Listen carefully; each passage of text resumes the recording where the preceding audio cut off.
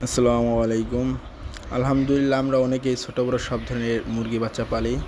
Tiger মুরগি, broiler মুরগি, অনেক মুরগির বাচ্চা পালি। তো আজকে আমরা যে বিষয় নিয়ে আলোচনা করব, করাইজা। করাইজা একটা রোগ, যে কোনো মুরগির বাচ্চা অথবা যে কোনো পাখির করাইজা রোগ হয়। তো করাইজা রোগ এর জন্য আমরা যে ওষুধটি দিব সেটি হচ্ছে সিবোডেক্স ভেট।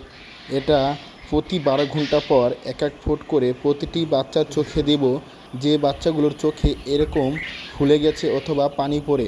আর এই রোগগুলো বেশিরভাগ হয়ে থাকে অতিরিক্ত গরমের কারণে এবং অতিরিক্ত ঠান্ডায়। অথবা যেখানে রাখবেন সেখানে যদি তুষ অথবা কোনো কাঠের গুঁড়া ইউজ করেন, সেগুলো যদি ভিজা থাকার কারণেও পাখিদের ঠান্ডা লেগে করাইজা রোগটি বেশিরভাগ দেখা দেয়।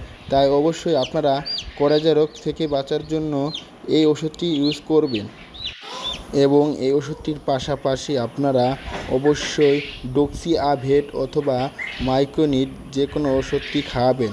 এবং খাওয়ানোর পরে মুরগির বাচ্চা অথবা বড় মুরগিগুলো যখন একটু সুস্থ হয়ে যাবে তখন লাইসোভেট অবশ্যই খাবেন। তাহলে মুরগির ধক্কল কেটে মুরগি সুস্থ ও ভালো হবে এবং স্বাস্থ্যটা ভালো থাকবে।